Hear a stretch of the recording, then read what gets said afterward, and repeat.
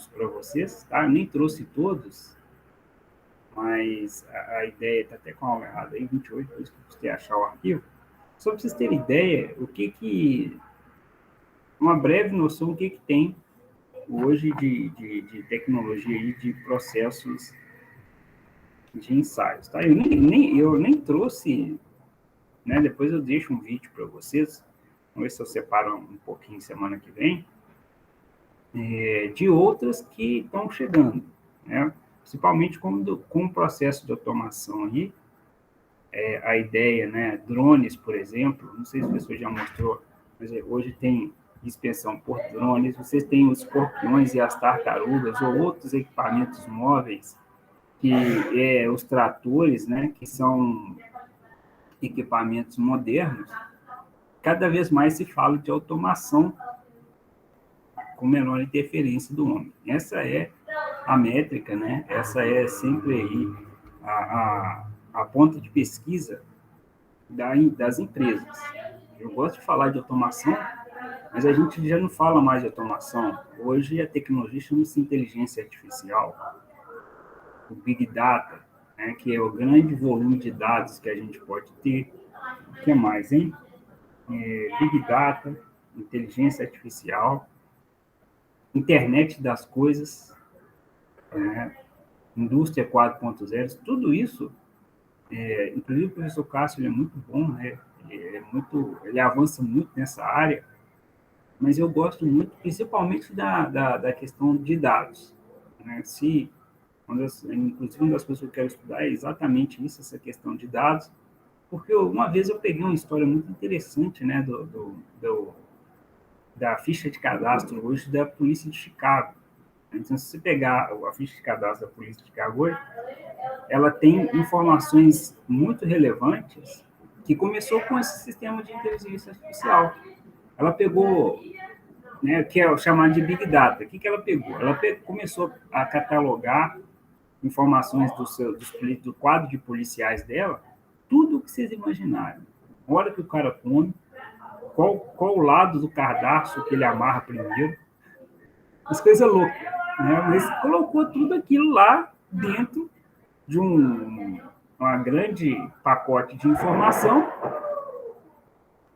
e colocou o sistema, né, operacional ali daquela computação, grande informação de dados para rodar. Então, eu não lembro os números, mas é na casa de 1.000, vamos supor, 10, 15 mil policiais. Inicialmente, aí o que o computador fazia?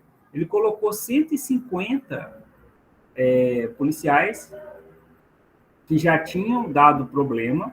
Então, essa foi uma das primeiras vezes que ele rodou, né? Ele colocou ali somente 150 policial,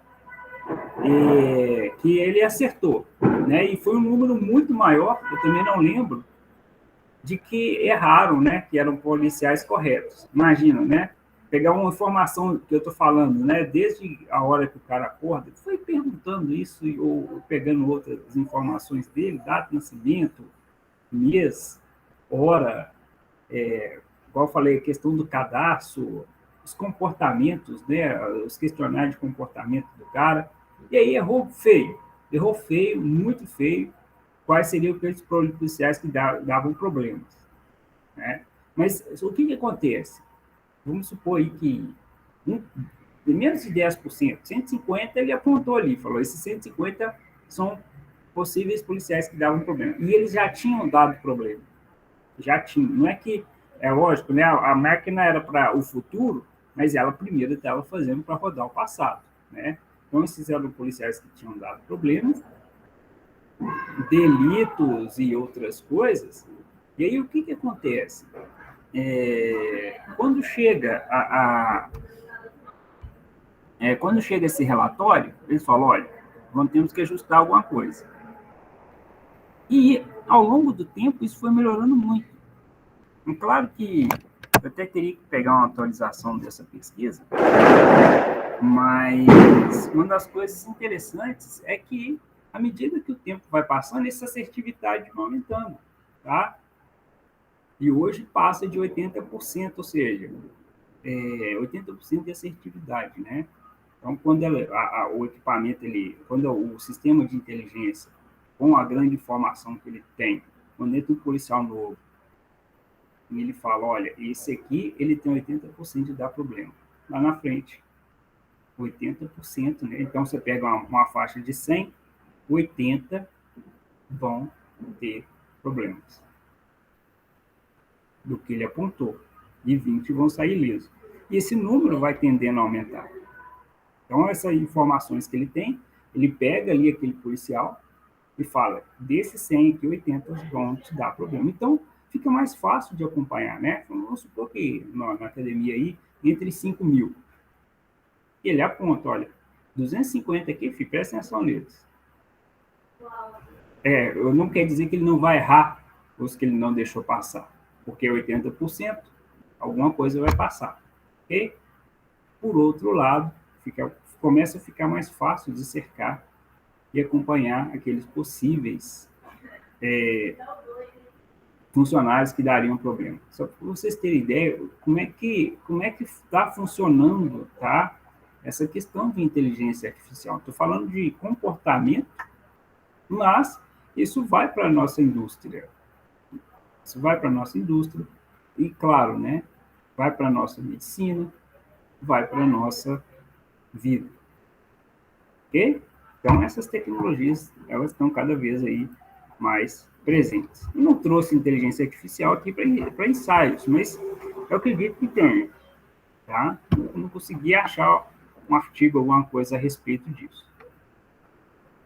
A questão da informação hoje é assim mesmo, professor. Faz parte. Faz parte, né? É igual assim, muita gente não sabe, mas, por exemplo, as grandes empresas mesmo, hoje em dia, nos setores de RH de quem trabalha com isso, lá tem um gráfico de performance de cada funcionário, entendeu? Tem os gráficos, né? Mostrando. Sim, tem um gráfico de performance, seus pontos positivos, negativos, tudo tem lá. Pois tá aí um sistema que cada vez a empresa ela tende a buscar, por quê? Porque contratar, né? Ou às vezes ser contratado para um determinado cargo, determinados funcionários, é difícil, ou às vezes está elevando uma rotatividade elevada para uma determinada função, está errando, né, ali o perfil com que a pessoa, com que ela precisa. Claro, a tendência é chegar aí em todos os lugares. Eu acho muito interessante, né, porque isso, no fundo, eleva, né, a humanidade a um novo patamar, cada vez a um novo patamar. Então, hoje, um dos grandes problemas que nós temos, talvez mais do que uma crise assim, é uma revolução. Eu acho que o maior problema nosso chama-se revolução. Por quê? Porque nós estamos numa época que a gente tem muita informação, até então, né, vamos colocar aqui meados de 2007, 2008, acho que 2008 começa a dar um boom, né? E aí a gente começa a falar o seguinte, opa, nós temos muita informação. Em 2008 começa a se criar os artifícios para melhorar a análise dessas informações. E, claro, né, na Alemanha, não sei se o professor Cássio já falou, senão ele provavelmente vai fazer alguma coisa nesse sentido para vocês, nasce na Alemanha também o conceito de indústria 4.0. Ok? Então, se você pega determinados vídeos aí de indústria 4.0, você não tem praticamente um ser humano em toda uma cadeia de produção. Ou seja, desde a ordem de serviço, do início até o final do produto, né, que chega no cliente, sem passar praticamente pela mão de um humano. Isso gera problemas, ou pelo menos discussões até sociais, né? Discussões sociais. Como é que vai ficar o nosso trabalho e emprego no futuro? Você vai, por exemplo, para a Tesla está testando cada vez mais carros chamados de autopiloto. Não é isso? Autopiloto, eu não sei o nome correto, mas já existe uma classificação na Europa, a SAE, ela ainda não passou. Então, o que hoje a Europa fala dos carros da Tesla, os carros elétricos, né? Que eles são semi-automáticos. Ou seja, apesar de... E lá tem todas as vias muito bem delimitadas, né? Então, o carro ele tem vários sensores que ele sabe, por exemplo, na curva, quais são os procedimentos. Então, quando você vai fazer uma curva, para onde que você olha, eles estudaram isso e o computador consegue enxergar. Então, ele consegue prever ali a questão de ele ver quem que está fora e pode frear ou não, porque ele vai entender que aquilo é um risco e pode atropelar alguém. Ou você pode estar numa velocidade acima para fazer uma curva. Então, os carros já fazem isso. Mas eles não... A Europa, ainda pelas normas SAE dela, né, elas não permitem ainda uma automação completa. O carro andar sozinho. O carro ainda precisa de alguém com a mão no volante. Mesmo que, né, vamos dizer assim, o computador ele responde com uma velocidade maior do que o próprio ser humano, mas ainda não está autorizado. Mas, ou seja, é um passo muito grande para daqui a pouco também não ter motoristas. Para a Uber isso é interessante, para a própria Google, né, que tem estudos nesse ponto, também é interessante, mas menos trabalhos para a humanidade. Então, até a questão social é muito complicada nisso, aí. Mas é realmente futuro, né? Mas isso aí é mais para frente, basicamente, para isso funcionar e ter um nível de precisão mais alto, todos os carros que tiverem na estrada tem que ter essa mesma tecnologia, né? Que é basicamente um comunica com o outro. Na verdade, Marcelo, quando um carro já tem essa tecnologia, ele já comunica com a estrada. Então, quando a estrada tem as faixas bem delimitadas ali, ele já tem sensor para ficar naquela linha, naquela faixa, e ele tem sensor para mudar de faixa com segurança. Então, a Tesla já chegou nesse nível. Tá? Não só ela, outras empresas também estão apostando nisso, mas igual eu falei, não são todos os carros que estão na estrada que têm a tecnologia, né? Esses carros, geralmente, assim, também, quando eles são iguais, têm a mesma tecnologia, um carro se comunica com o outro. Sim. Então, isso aí já facilita muito o processo. Hoje em dia, a maioria dos carros não tem essa tecnologia. Quando todos tiverem essa mesma tecnologia embarcada, aí fica muito mais fácil essa questão aí de ter um carro autônomo. E tem a questão das pistas, né? Eu não sei a qual ponto que falta para a Tesla praticamente pular para a próxima etapa. Mas que é a frenagem, a curva, a identificação externa com a comunicação interna, né? O que é externa com interna?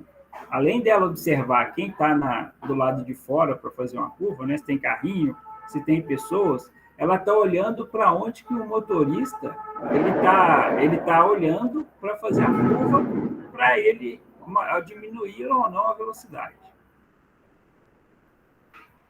Verdade. Basicamente, o carro vai aprendendo também, né? Entre a questão da inteligência artificial que você falou também. Vai aprendendo. Exatamente. Ele vai colocando aquilo ali e vai processando, vai colocando e vai processando. Questão do cansaço, né? Ele percebe ali que o cara está mais cansado. É uma coisa, assim, impressionante. Eu realmente fui muito impressionado. Realmente, a Tesla já lançou a tendência do futuro. Tendência do futuro. Okay? Então, bem da professor, verdade... Oi? Pedi essa licença aí, deu minha hora aqui de sair para trabalhar. Beleza, meu Bom trabalho, Jefferson. Obrigado, boa aula para vocês aí. Valeu. É uma tendência. Então, a natureza, que já mudou muito, né? Já mudou muito, ela tende a mudar ainda mais pela natureza do trabalho que a gente tem. Então, esse trabalho braçal, gente, isso não, a gente tem, inclusive, a própria escola tem que mudar. A própria educação tem que mudar. Porque nós temos que mudar a forma de pensar, nós temos que mudar a forma de aprender, e a gente tem que mudar a forma de fazer as coisas em cima do que vem por aí.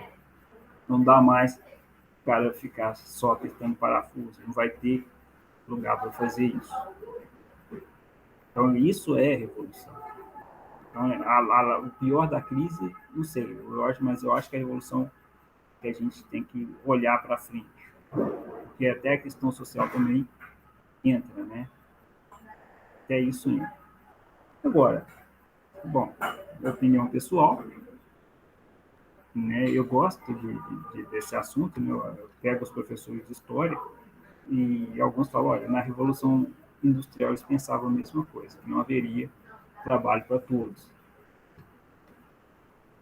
Agora parece que as coisas estão em escala mais gigantescas, né? A velocidade das coisas acontece mais e o volume também é maior. De qualquer forma, o que tem que mudar, na verdade, é a cultura, é o conceito de que não há tudo para todos, não há prosperidade e oportunidade para todos. Eu acho que essa cultura tem que mudar.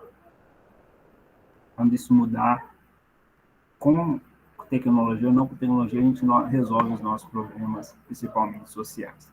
Bom, não é aula de história, né?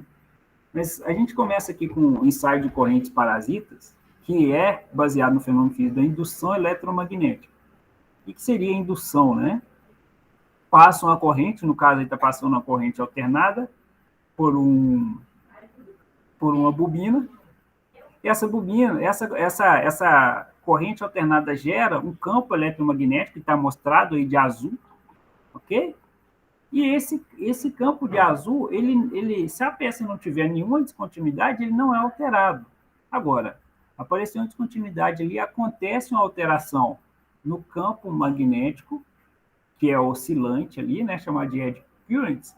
Ou seja, quando aparecer uma descontinuidade, esse campo vai ser alterado e o aparelho vai conseguir entender que naquele ponto ali tem uma descontinuidade. Bacana isso, gente. Eu tentei explicar mais simples, tá? É muito mais complexo do que isso. A pessoa tentou aí dar uma simplificada no processo. Ou seja, passa uma corrente elétrica por uma bobina, essa bobina vai gerar um campo magnético de indução que ele vai se manter constante se a peça não tiver nenhuma descontinuidade, nenhuma falha. Se tiver, esse campo vai ser alterado e o equipamento ele vai conseguir identificar isso. Aqui, ó, se a sonda e seu campo magnético for aproximado de um material condutor, como a peça em teste, então, uma das características do ensaio de corrente parasita é que o material que vai ser ensaiado tem que ser condutor, tá? Um fluxo circular de elétrons conhecido como corrente de fuga, um pouco parecido com partículas magnéticas, né? Só que aí só temos a indução eletromagnética e a sua variação. Na partícula magnética, a gente coloca um material, né? um fluido ali com partículas para você enxergar, e neste caso não, né? Acontece a mesma corrente de fuga, só que o aparelho eletrônico que reconhece. Você não está enxergando, você não consegue visualizar como ocorre na corrente magnética. E olha que legal, começará a se mover através de metal como água, um turbilhão de fluxo. Deixa eu passar o vídeo, que eu acho que o vídeo ele ganha de mim em muito. Né? O Raul está feliz hoje? O Raul não está conseguindo nem prestar atenção, ele nem deve estar aí, né? Ele deve estar em outro planeta. Está emocionado. Está emocionado. Vou falar bem a verdade, senhor. O Cássio ele passou uma atividade de revisão para corrigir amanhã. Não conseguiu nada. Ele só passou. Eu vou falar sincero, ele só passou. Depois disso eu não vi mais nada. Ele foi caçar, ele foi até ter agora aula você hoje. Não sabe onde. Eu não sei onde que eu estou. Amanhã meu serviço não vai ter jeito.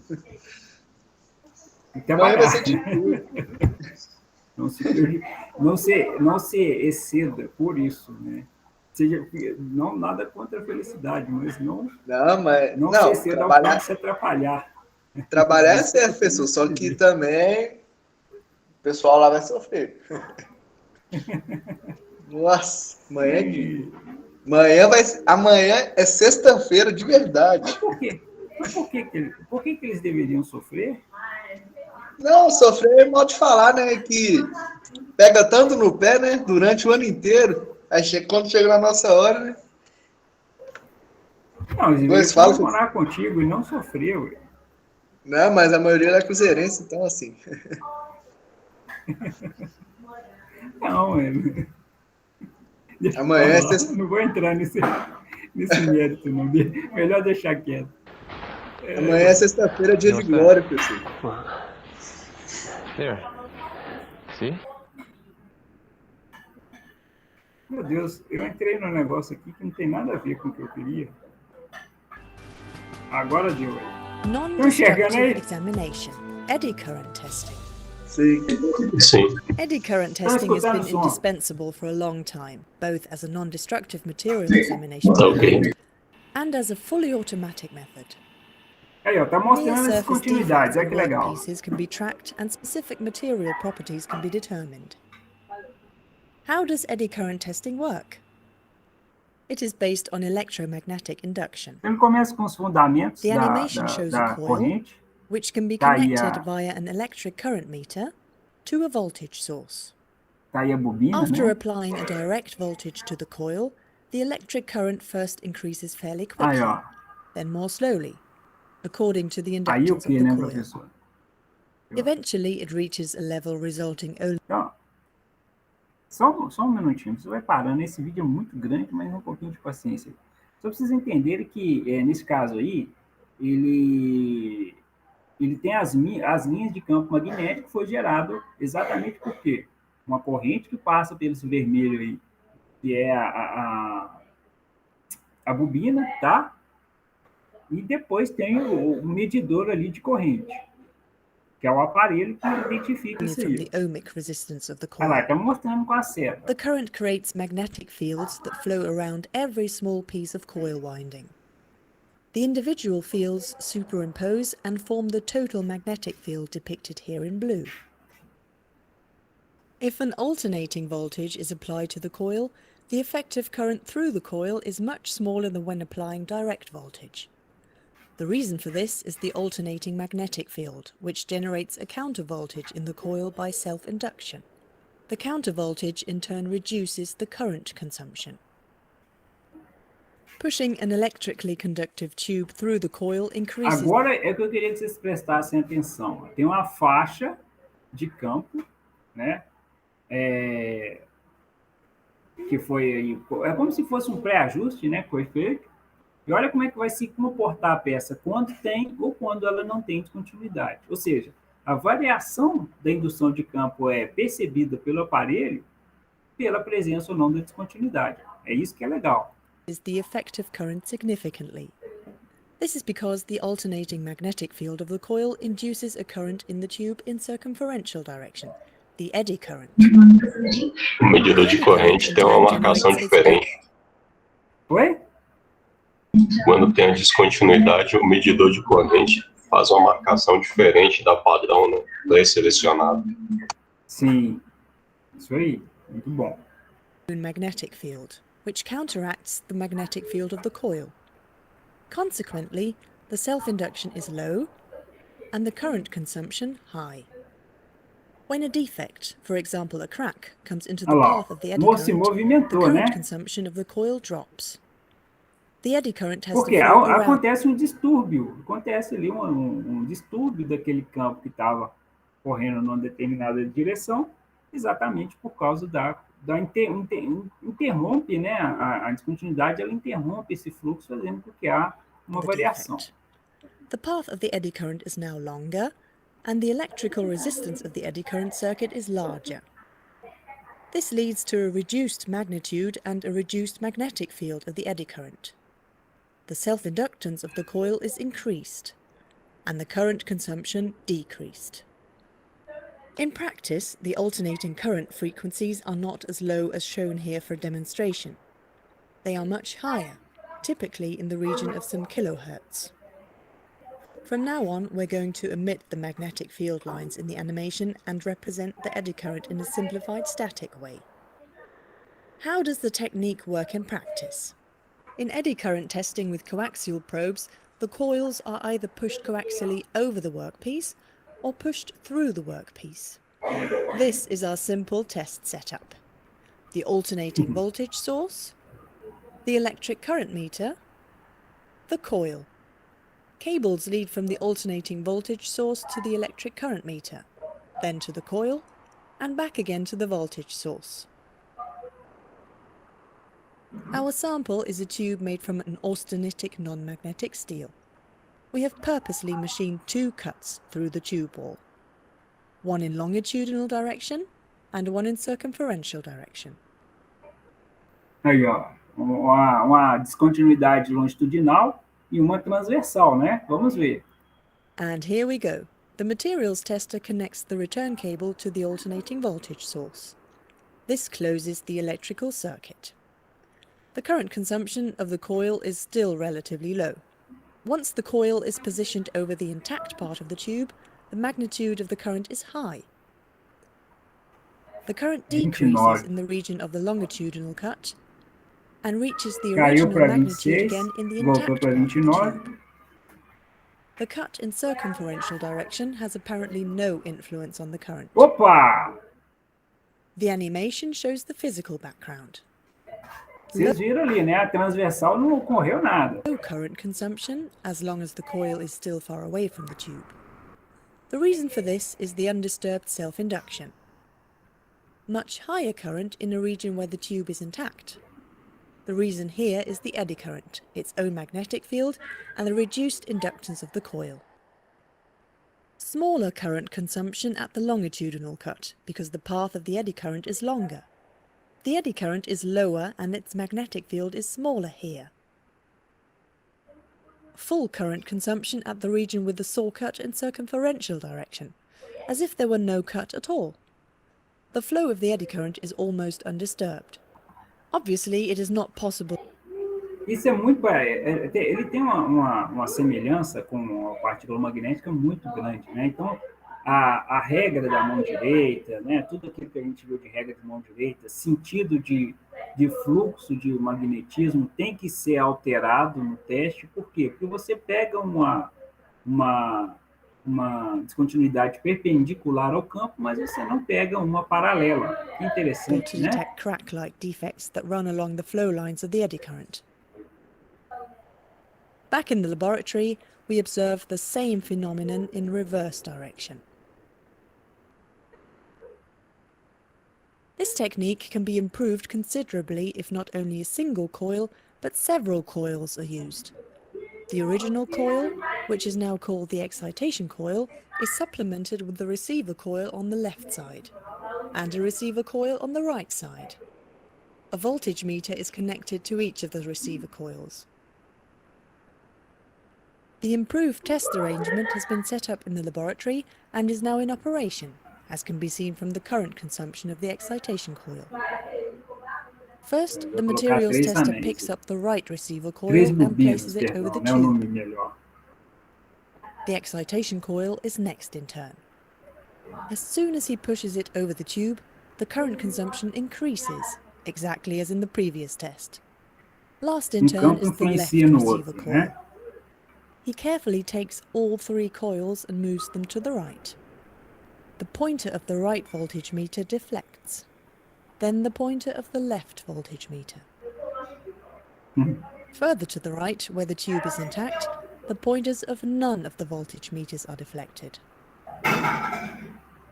Unfortunately, the saw cut in circumferential direction is again not detectable. The animation once more shows the physical background. The current consumption is high in an area where the tube is intact. The reason for this is the undisturbed flow of the eddy current. Because the magnetic field of the eddy current doesn't flow through any of the 2 receiver coils, we measure virtually no voltage on them. As soon as the excitation coil reaches the left end of the longitudinal saw cut, the current consumption decreases. The reason for this is the longer path of the eddy current. Because the eddy current now flows partly underneath the right receiver coil, its alternating magnetic field induces a voltage there. When the excitation coil reaches the right end of the Agora o longitudinal da circuit, direita que não the eddy current percebe partially essa flows under the variação left de receiver campo, coil né? and induces a voltage there. Mas agora o da esquerda está dentro, né, da Still descontinuidade. further to the right, near the saw cut in circumferential direction, the eddy current is undisturbed. Its alternating magnetic field flows neither through the left nor the right receiver coil. The voltage meters indicate almost nothing. Back in the laboratory, we observe the same phenomena in reverse direction of movement. First, the pointer of the left voltage meter deflects, then the pointer of the right voltage meter. The technique can still be further improved if we use only one voltage meter, which is connected to the right-hand terminals of the receiver coils, and if the left terminals of the receiver coils are connected to each other. The voltage meter now indicates the difference of the voltages induced in the two receiver coils. Resolvendo o problema, né, da We esquerda have e set up direita this não test arrangement reconhecer. in the laboratory too. Opa, tira isso daqui. The voltage meter clearly indicates the ends of the longitudinal saw cut. Unfortunately, even this arrangement cannot detect the saw cut in circumferential direction. Não resolveu ainda transversal, né? If the coils are optimized even further, much smaller defects than our large saw cuts can be detected. Agora é a This peça tube is mesmo em made of si. a non-magnetic austenitic steel. 4 bore holes have been drilled through the tube, starting with a diameter Que é of peça 1.4 padrão, tá, millimeters gente? and Padrão, ele tem ending os with furos calibrados 0.8 millimeters. Now, para instead of você performing fazer o the test ajuste by do hand, equipamento. we prefer to use a mechanized testing machine. The tube is firmly fixed in the testing machine on the right and the left side. After pushing the start button, the machine carriage moves several coaxial coils along the tube with the bore holes. By choosing appropriate test parameters and an optimized evaluation method, not only the locations of the holes along the axis may be determined, the diameter of the holes can also be measured approximately. A really Vai neat identificando feature. os pulsos, né? But one thing cannot be determined with this coaxial probe. It is the location of the defects in circumferential direction. Here we need another version, the eddy current testing with surface probes. We want to show this version in our laboratory too. Here the test piece is not a tube, but a sheet, again made of an austenitic steel. It has a saw cut in the middle, going right through the sheet. In contrast to the coaxial probes, the coil is not pushed over a tube, but instead placed with its flat side on the surface of the test piece. In defect-free inside areas, the superfície current agora. consumption of the coil is high. In the area of the saw cut, the current drops noticeably and reaches its full height again in the intact area. The same effect can be observed when the coil is moved across the saw cut from top to bottom. The animation shows that the current consumption is low when the coil is still far away from the sheet. This is due to high self-induction. As soon as the coil is placed on the sheet surface, the current increases. Once more, the reason is an eddy current that flows in the sheet in close vicinity of the coil. The eddy current again creates its own alternating A magnetic field continuidade é which counteracts the perpendicular, tá, magnetic field of gente? A the esse coil campo aí. Por and isso que é a ponta. reduces the inductance. When the É coil o is simples, né? located over the saw Perpendicular, a cut, ponta the current paralelo, ele não consumption reconhece. drops. The eddy current can no longer flow freely and must take a detour around the saw cut. This in turn decreases the strength of the eddy current. The magnetic field of the eddy current is weaker and interacts less with the coil. In the intact part of the sheet, the eddy current flows unrestrictedly again, and the current consumption of the coil is high. Eddy current testing with surface probes can also be refined by using not just one coil, but 3. The middle coil is the excitation coil. The 2 outer ones are the receiver coils. When all 3 coils are moved over the sheet surface, the pointer of the right voltmeter deflects first, then the pointer of the left voltmeter. And this is the reason. The current consumption of the excitation coil is high in an intact area of the sheet, where the eddy current flows freely. Because the eddy current path is slightly larger in diameter than the excitation coil, the magnetic field of the eddy current partially flows through the left receiver coil and already now induces a small voltage in it. In the same manner, a small voltage is induced in the right receiver coil. As expected, the current consumption is lower when the excitation coil is positioned on the left side of the saw cut. Now the magnetic field flowing through the right receiver coil is much stronger than before. Therefore, the induced voltage here is high. The situation is equivalent when the excitation coil is on the right side of the saw cut. The magnetic field of the eddy current now flows through the left receiver coil more intensely. The voltage induced there is correspondingly high.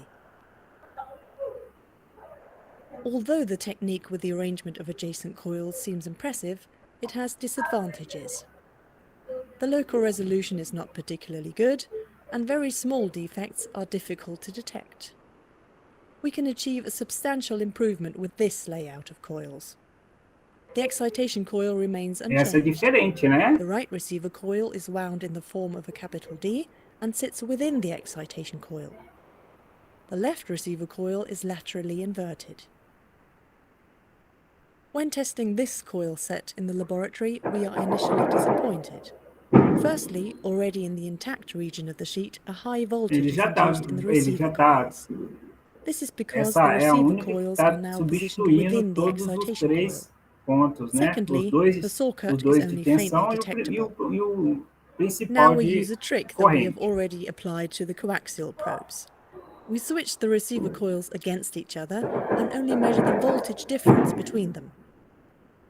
Now everything works in a way that suits us. Small voltage difference in the intact sheet, strong voltage fluctuations at the left side of the saw cut, and at the right side. But one point Passou should a primeira always e a be kept segunda. in mind. The two D-shaped receiver coils must have the correct orientation for saw cuts and cracks. Otherwise you measure only little or nothing at all. If the orientation of Variação cracks is menor. not known, the probe is rotated by 90 degrees after the first pass, and the test piece is scanned a second time. To demonstrate the basic principle, we have chosen rather large coils so far. However, the disadvantage of large coils is that only large defects, such as our rough saw cuts, can be detected. In practice, mostly very small coils are used, as shown in the example on the left-hand side. In this way, also small defects can be detected. The coils don't have to be round or D-shaped, but can also have a rectangular cross-section. Now let's take a look at the examination of a component in practice. As an example, we are going to inspect a bicycle crank arm with a crack.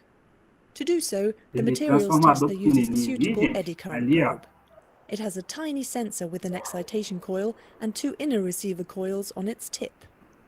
He carefully scans the surface of the bicycle crank arm with the probe. The monitor of the testing Aquela equipment simulação daqueles shows grandes almost no bobinas é signal feita at com an intact apenas spot. aquele But transformador as soon as pequenininho. the probe scans over the crack in the crank arm, strong signals are visible. The right half of the monitor shows the complex impedance plane with the imaginary and real parts of the sensor signals. This version of eddy current testing is also well suited for mechanization. 3 very fine saw cuts with varying depths have been machined into this massive Acaba. cylindrical rod in longitudinal Bonitinho. direction. The rod is again made of an austenitic steel. The materials tester pushes the test piece with constant speed into the machine, so that the saw cuts pass through the actual test area. A look into the interior of the machine shows the rod in the center. Here, the rod is not only scanned by just one probe, but in fact by 4. And each of the probes is equipped not only with a single coil, but with several ones. The probes are positioned radially at a small distance from the rod Para fazer a surface. leitura. During operation, they rotate around the rod at high speed. Meanwhile, the rod moves through the machine in longitudinal direction. Here, several frequencies are used for testing. Thereby, the penetration depth of the eddy currents can be varied. This helps to determine not only the location of the defects, but also their approximate depth. And this is where eddy current testing really starts.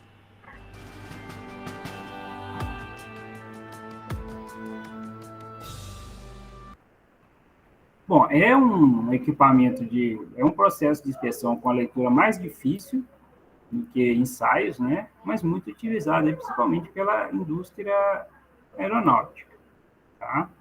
Você permite ali a avaliação da descontinuidade e uma vantagem, né? Ele pode ser automatizado com maior intensidade do que o próprio sistema de partículas magnéticas. Faça um vídeo um pouquinho grande aí.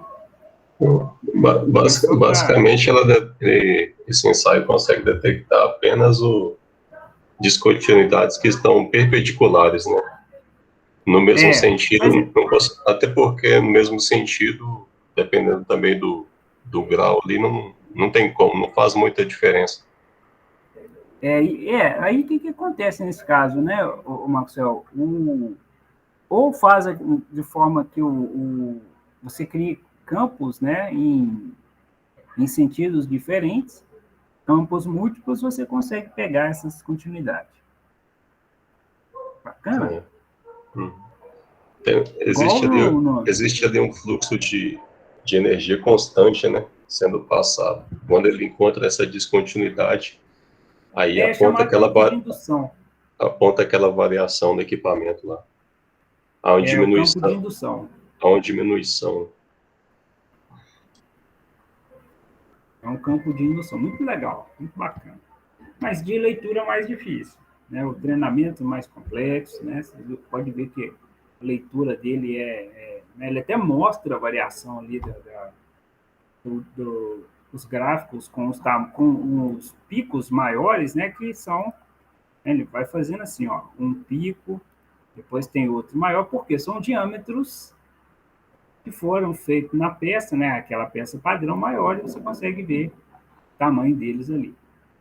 Ok? Mas precisa de um treinamento mais específico, né? É um equipamento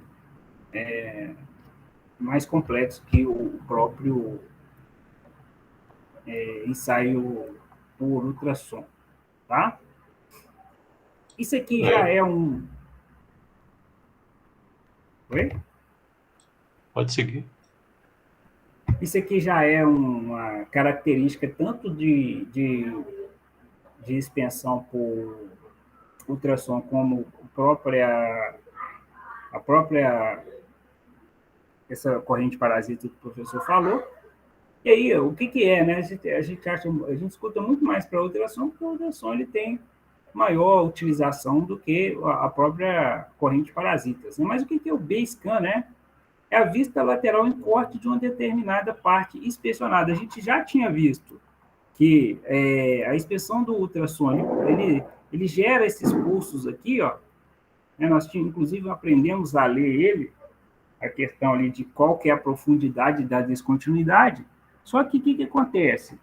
O aparelho, né? Hoje, os aparelhos eletrônicos, eles conseguem transformar essas ondas em quê? Em uma vista lateral. Ou seja, você consegue enxergar a profundidade, ou ele faz uma simulação de acordo com várias emissões de som em fase, daqui a pouco a gente vai falar isso, né, sobre o phase de array, que você consegue enxergar a profundidade da descontinuidade. Olha que legal, né? Então, se por esse lado aqui você consegue ter muito bem qual que é a profundidade dela, aqui você tem outros parâmetros, como, por exemplo, qual que é o tamanho, ok? Qual que é o tamanho dessa descontinuidade. Uma coisa é se enxergar a que profundidade que ela está da superfície. Tudo bem, gente? Uma coisa é se enxergar onde que ela está em relação, ou seja, onde que corta. Você vai entender onde que corta. Agora, o B-scan você já começa a entender também o seguinte, né? Qual que é a espessura dessa profundidade? Ou qual que é a largura dela? Então, você já começa a ter mais informações antes de cortar. Tá?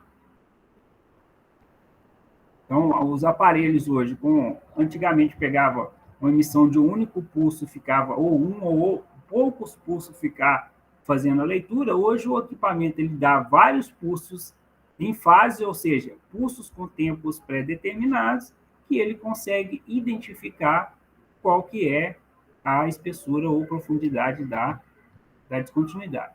E é chamado de B-scan, né? Olha só que legal essa figura aqui. Você começa a enxergar a peça com a sua respectiva profundidade. Então, relaciona o tempo de voo ao percurso sônico com uma espécie de gráfico de barra, onde quanto maior a espessura, maior a altura das mesmas. Ou seja, você consegue exatamente através, né, desse chamado de tempo de voo, ou seja, quantidade de pulsos por minuto e a leitura que ele está fazendo de cada um desses pulsos, né, espaçados, como é que é a quantidade, né, o valor do tamanho da sua descontinuidade. E a profundidade dela também, que a gente já leu naqueles picos, né, anteriores. E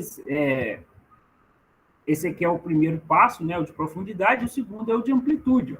Relaciona o tempo de voo com a amplitude de escala de cores, como se fosse uma vista planificada de sinal. Trata-se de uma vista mais completa que o próprio B-scan.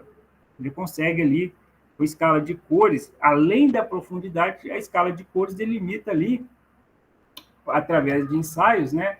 De calibração, qual que é mais crítico. Então, quando você vê ali o azul, pode ver que está mais tranquilo, o amarelo já é um sinal de alerta ali, e o vermelho, com certeza, está muito ruim. E o próximo, o C, né? O C-scan aqui, ó. Aqui é algumas aplicações do B-scan, ó. Vai fazendo um ensaio de tubulação, a própria aplicação do ultrassom, né? É do C-scan. E olha aí a automação já chegando, né? O cara não precisa de subir no tanque para fazer a inspeção. Ele tem um tratorzinho ali, alguns chamam de escorpião, alguma coisa nesse sentido, de que o próprio equipamento vai fazendo a varredura e vai fazendo a leitura do equipamento. Claro, o equipamento já tem com processo de memória, né? Além do operador poder ficar olhando ali, aquilo fica registrado. E antigamente a gente falava registrar de fotos, né? Hoje tem registro de vídeos, né? De toda a leitura que ele fez. Agora, que interessante, vocês, né, eu já não falo mais de área, né? De área de descontinuidade, eu falo de volume, de cálculo de volume. Ou seja, né, qual que é a distância que a descontinuidade está e o seu volume, né? Tanto a sua altura, profundidade, ou seja, a sua área lateral multiplicado pelo comprimento. A gente já começa a ter né, qual que é ali, não só o tamanho, mas qual que é o volume que aquela descontinuidade está sendo mostrado na peça. Muito interessante. Aqui mostra o A-scan aqui, que a gente começou a ler lá atrás no ultrassom. É o mais antigo, né? E aí, através de valores numéricos e vários pulsos sendo enviados na peça, você consegue chegar aqui, ó, não só nesse diâmetro dela aqui, mas qual que é a profundidade que ela está aqui, tá, gente? Você consegue visualizar aí qual que é a profundidade dessa, né? Tá vendo ali, ó? Você consegue medir exatamente o diâmetro, o raio do círculo de uma determinada descontinuidade, mas qual que é o volume, qual que é a profundidade dela, tá? Um outro exemplo aí. O processo de C-scan uma solda, fazendo todo o mapeamento dos pontos críticos, né? Mostrados em vermelho aí. E cálculo do volume acima delas. Uma coisa... Isso é tudo som, né? Não é nenhuma imagem. Som transformado em efeito visual para a gente conseguir fazer a leitura adequada. O phased array, tá, gente? É chamado aí... como se fosse uma antena, né? Pulsos espaçados, né? O array pode ser chamado aí antena ou pulsos espaçados, tá vendo? Contém muitos elementos individuais, 16 a 256 pulsos, separadamente em um padrão programado, e faz com que, né, essa tecnologia do C, do iScan, ajude muito, né? E você consegue ter uma imagem muito perfeita da descontinuidade. Deixa o professor passar esse vídeo, esse não é grande, tá? Pode ser muito gigantesco, né? Não estou conseguindo abrir ele. Ah, não, agora vai dar. Esse é menorzinho.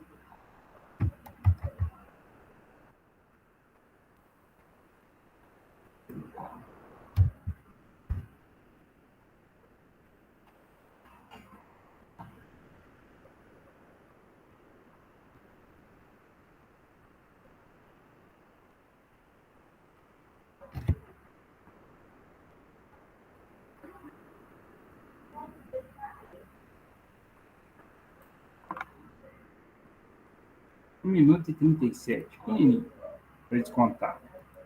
O outro foi gigantesco. Acabou nunca, né? Não, tranquilo, professor.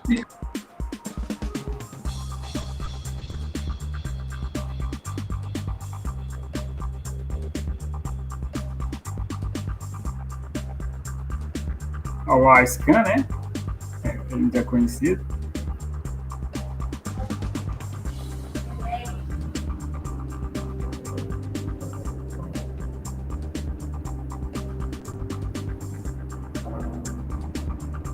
Já fica bem parecido. Olha lá, é isso aqui que é legal.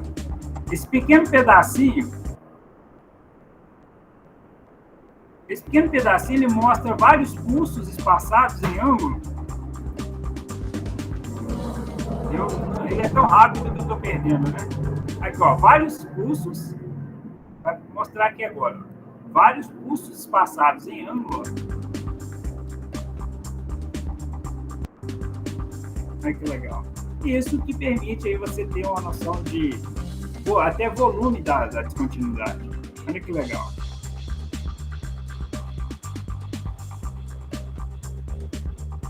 Simulando, né, a representação na tela do aparelho, ó.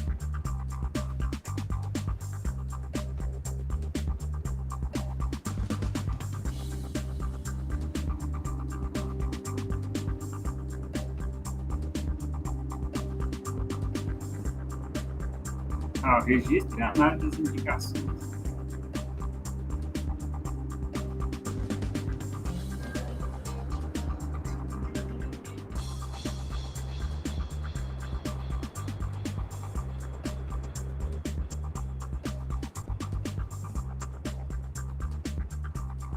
É uma briga, né? O ultrassom e a radiografia estão numa briga.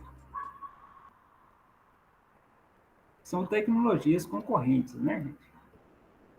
Faz parte aí. Aquela que apresentar maior custo-benefício vai substituir, ou pelo menos tende a substituir a outra, né? A gente viu a questão da radiografia. O que a tomografia ela tem a ver, né? É como se fosse uma radiografia mais dinâmica. Enquanto que a radiografia a gente pensa em filme fotográfico, né?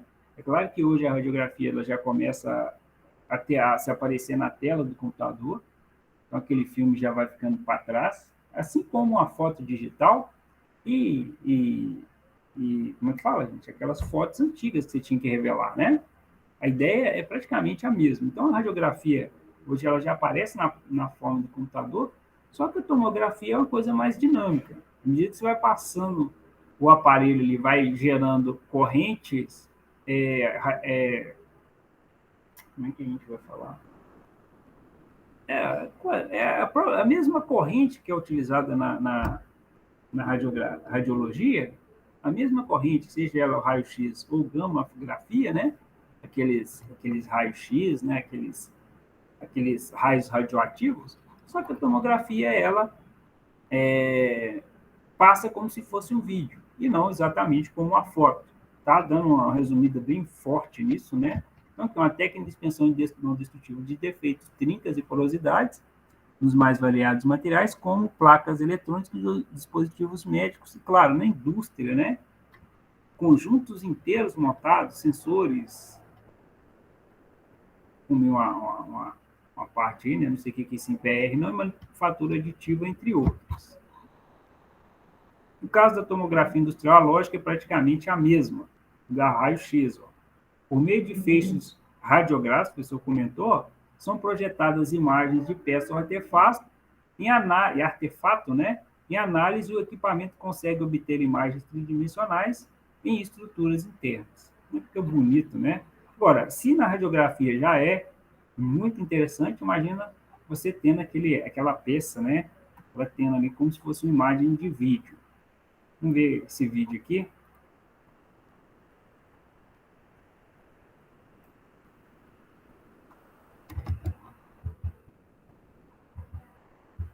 Consegui abrir. Um minutinho.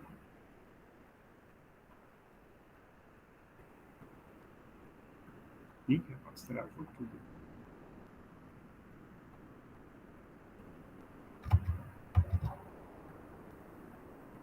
Agora vai dar. Então, a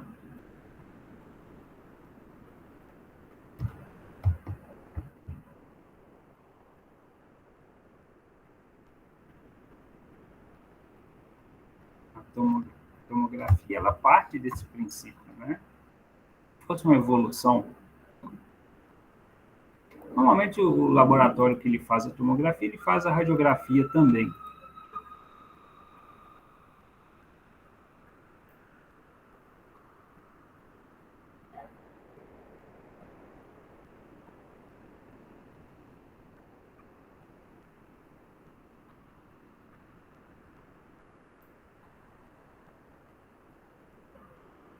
Não é possível que não vai dar som, né? Ah, não, vai ser. Parece um vídeo até antigo, né?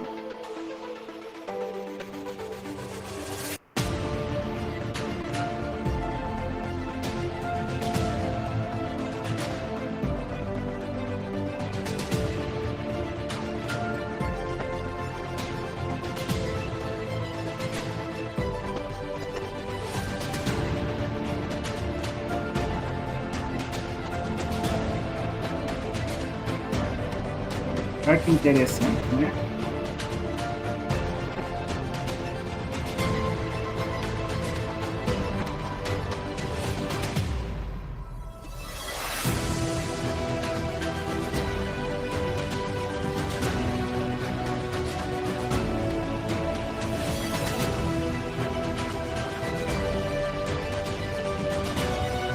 O professor colocou um negócio no 144, pô. Não.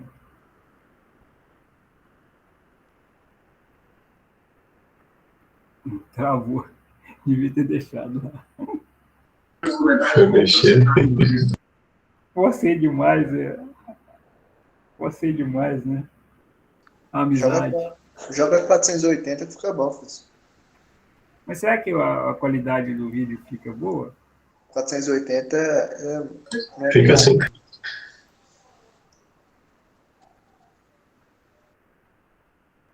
Ah, putz, dá um F5 aí que dá certo. eu vou colocar na imagem para vocês. Acho que agora vai dar. 480 não falha não, filho. Roda não? Ah, não falha não, né? Não falha. O 720 ia ser legal, né? Ia ficar uma coisa muito bacana. Mas tá bom. Depois vocês dão uma olhada aí no 1080p aí. Tem aquela internet mais rápida do planeta.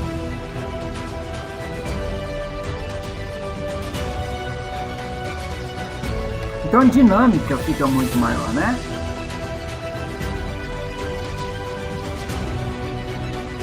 Ah, e a produtividade, né, gente? Olha como é que é a produtividade lá. A produtividade de ensaio, né? Ela é gigantesca.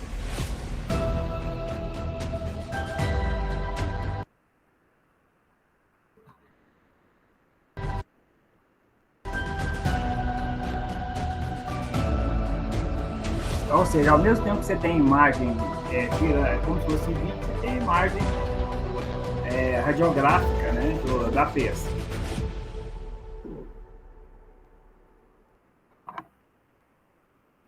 Então, essas são algumas. Deixa eu ver se tem mais alguma coisa aqui. Praticamente fechou, né?